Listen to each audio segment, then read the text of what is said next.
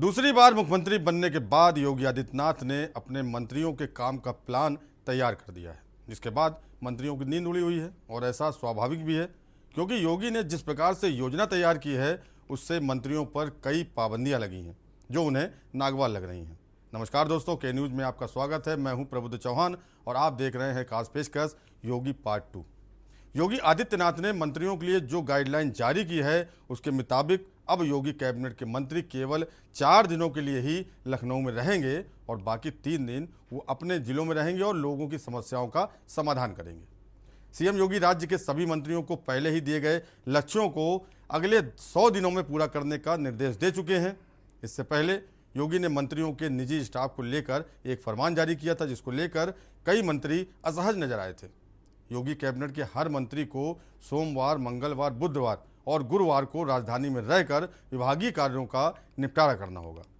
वहीं सोमवार को वो लखनऊ में जनता से मिलेंगे और शिकायत पर सुनवाई करेंगे, जबकि मंगलवार को कैबिनेट की बैठक होगी और उस दिन वो जनप्रतिनिधियों से मुलाकात करेंगे। बुधवार और गुरुवार को वो अपने कार्यालयों में बैठेंगे। सीएम योगी ने कैंप कार्यालय के बजाय मंत्रियों को अपने कार्यालयों में जनता, जनप्रतिनिधियों और पार्टी पदाधिकारियों से मिलने की सलाह दी है। वहीं शुक्रवार को मंत्रियों को जिन जिलों का प्रभारी नियुक्त किया गया है, एक छोटे ब्रेक का, लेकिन ब्रेक के बाद आपको बताएं कि योगी ने महिलाओं और बेटियों के लिए क्या योजनाएं चलाई हैं।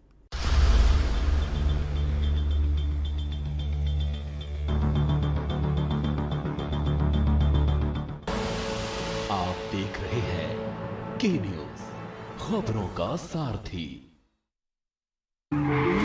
देखें कौन नया खिलाड़ी आया है। समझा देते हैं। प्यार से समझाएंगे, धीरे धीरे से। वो भी अपनी जुबान में।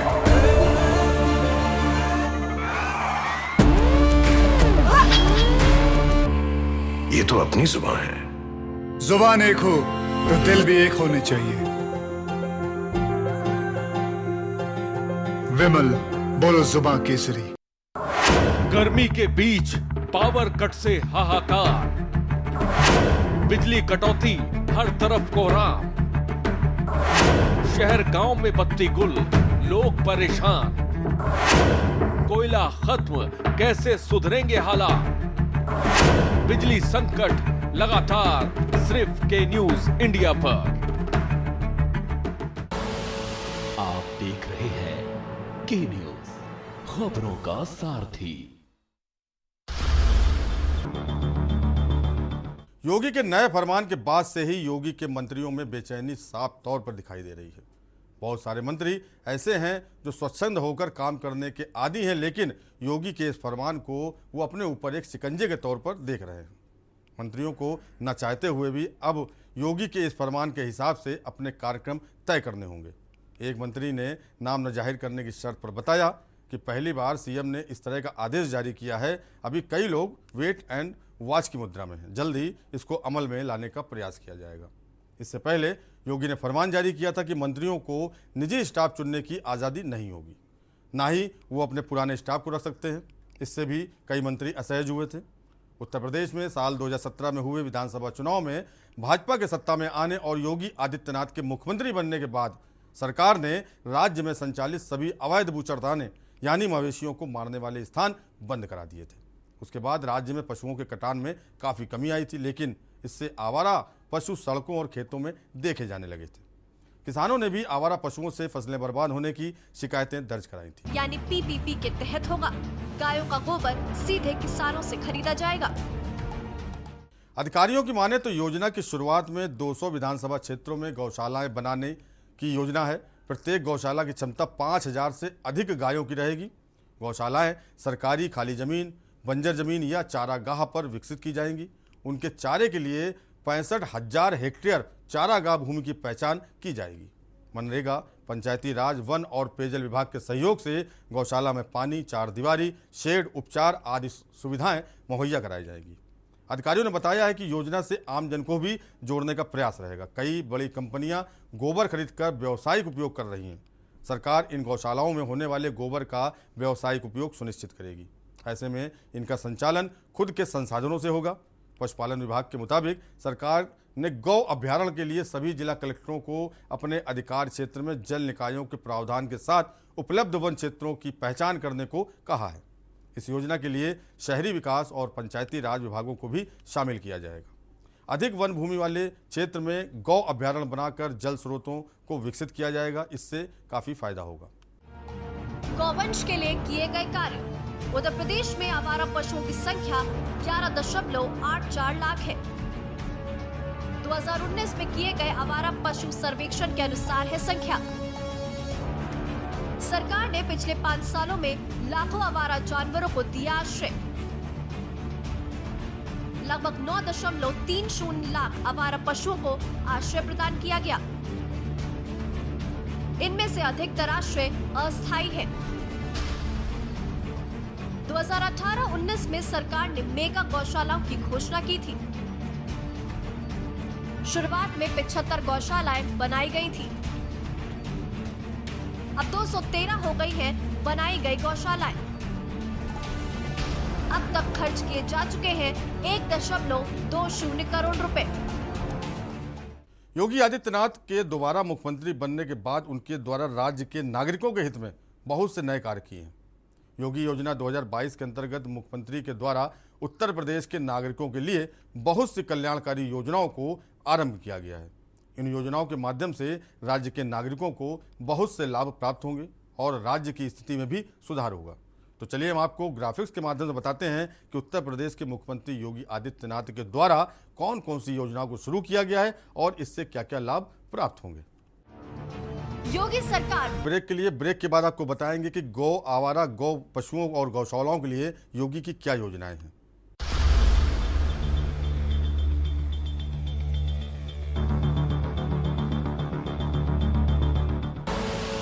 आप देख रहे हैं के न्यूज, खबरों का सारथी। देखें कौन नया खिलाड़ी आया है। समझा देते हैं। प्यार से समझाएंगे, धीरे धीरे से। वो भी अपनी जुबान में।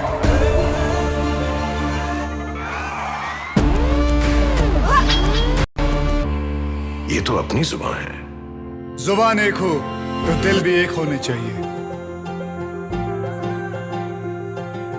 विमल बोलो जुबान केसरी।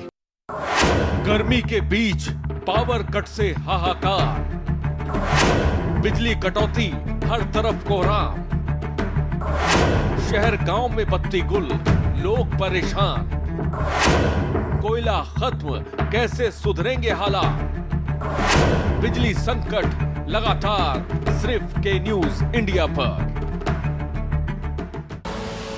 आप देख रहे हैं के न्यूज, खबरों का सारथी।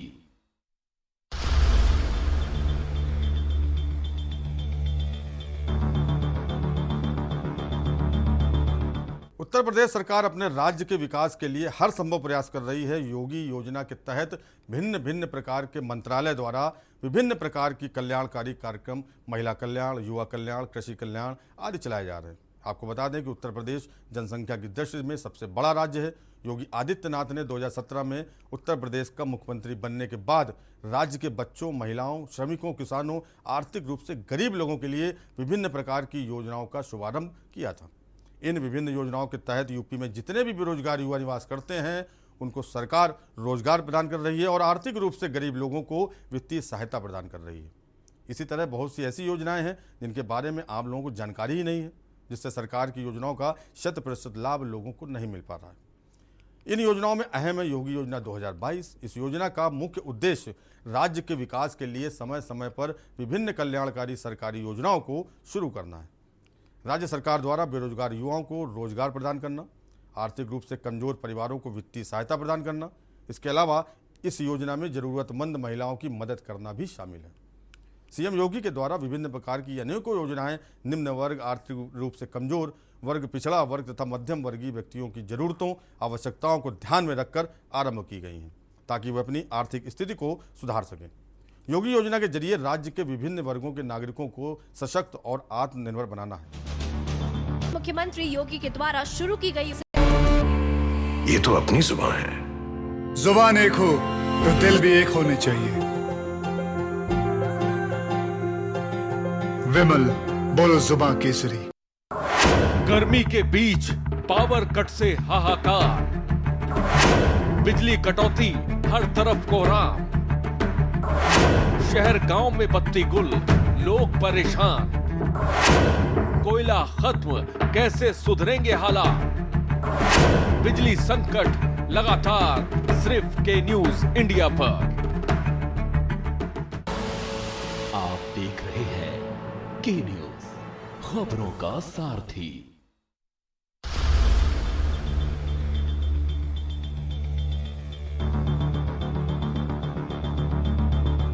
उत्तर प्रदेश सरकार अपने राज्य के विकास के लिए हर संभव प्रयास कर रही है। योगी योजना के तहत भिन्न भिन्न प्रकार के मंत्रालय द्वारा विभिन्न प्रकार की कल्याणकारी कार्यक्रम, महिला कल्याण, युवा कल्याण, कृषि कल्याण आदि चलाए जा रहे हैं। आपको बता दें कि उत्तर प्रदेश जनसंख्या की दृष्टि में सबसे बड़ा राज्य है।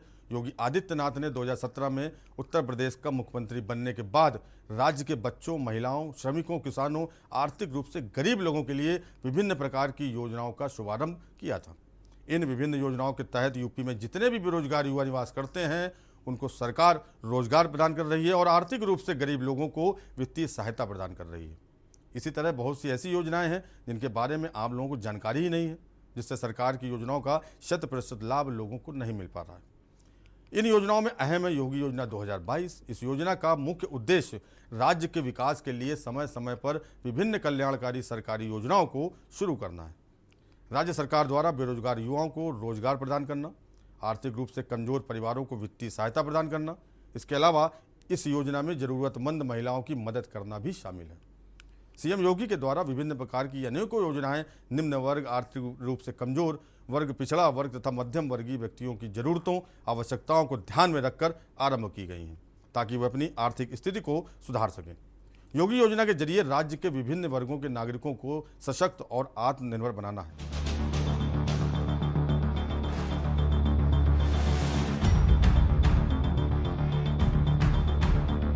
को 1 करोड़ मुफ्त स्मार्टफोन और टैबलेट मुहैया कराएगी।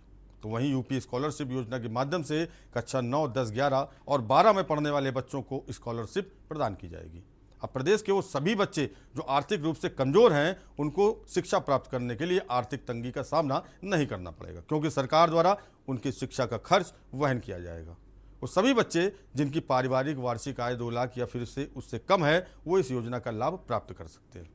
इसी प्रकार उत्तर प्रदेश शादी अनुदान योजना, मुख्यमंत्री अभ्युदय योजना, मुख्यमंत्री प्रवासी श्रमिक उद्यमिता विकास योजना, बीसी सखी योजना, मुख्यमंत्री बाल सेवा योजना जैसी तमाम योजनाएं ऐसी हैं जिनका संचालन शुरू हो चुका है और इसका सीधा लाभ जनता को मिल रहा है।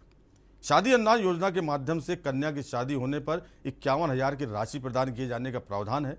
वहीं मुख्यमंत्री अभ्युदय योजना का शुभारंभ प्रतियोगी परीक्षाओं की कोचिंग प्रदान करने के उद्देश्य से किया गया है। इस योजना के माध्यम से प्रदेश के छात्रों को निःशुल्क कोचिंग प्रदान की जाती है। Coaching UPSC, UPPSC, JEE, NEET आदि ऐसे पेपरों की तैयारी करने के लिए प्रदान की जाती है। इसके अलावा मुख्यमंत्री प्रवासी श्रमिक उद्यमिता विकास योजना के तहत राज्य के श्रमिकों को रोजगार प्राप्त करने के लिए अन्य राज्यों में जाना पड़ता है। ऐसे सभी श्रमिकों को अपना जीवन व्यतीत करने में कई कठिनाइयों का सामना करना पड़ता है। उत्तर प्रदेश सरकार द्वारा इस समस्या का निपटारा करने के लिए मुख्यमंत्री प्रवासी श्रमिक उद्यमिता विकास योजना का शुभारंभ किया गया। यूपी आसान किस्त योजना को मुख्यमंत्री योगी आदित्यनाथ के द्वारा आरंभ किया गया था। इस योजना के माध्यम से उत्तर प्रदेश के सभी नागरिक जो आर्थिक रूप से कमजोर होने की वजह से बिजली का बिल जमा करने में असमर्थ हैं, उनको किस्तों में बिजली का बिल जमा करने की सुविधा उपलब्ध करवाई गई है। शहरी उपभोक्ता अपना बिल 12 किस्तों के माध्यम से भर सकते हैं एवं ग्रामीण उपभोक्ता अपना बिल 24 किस्तों के माध्यम से भर सकते हैं।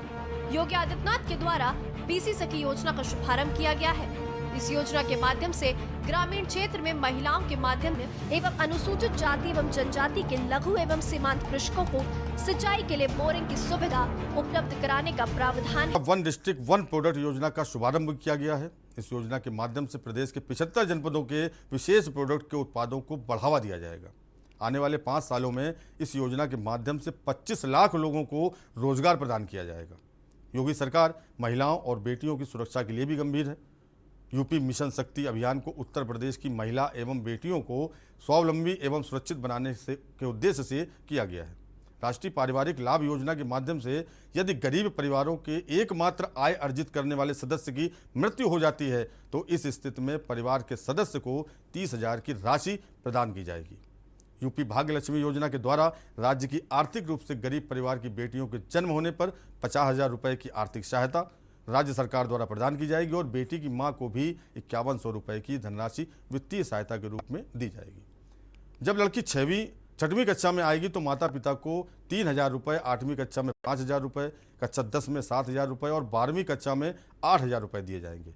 लड़की के 21 वर्ष की आयु होने तक लड़की के माता पिता को 2 लाख रुपए का कुल धनराशि प्रदान की जाएगी। इस तरह से योगी आदित्यनाथ विभिन्न योजनाओं के माध्यम से अपनी दूसरी पारी में प्रदेशवासियों को बड़ी सौगात दे रहे हैं और 5 सालों में निश्चित तौर पर अधिकाधिक लोगों को सीधा लाभ मिलने वाला है। खास पेशकश योगी पार्ट 2 में फिलहाल इतना ही। बाकी देश और दुनिया खबरों को देखते रहिए के न्यूज़ इंडिया और मुझे दीजिए इजाज़त। नमस्कार।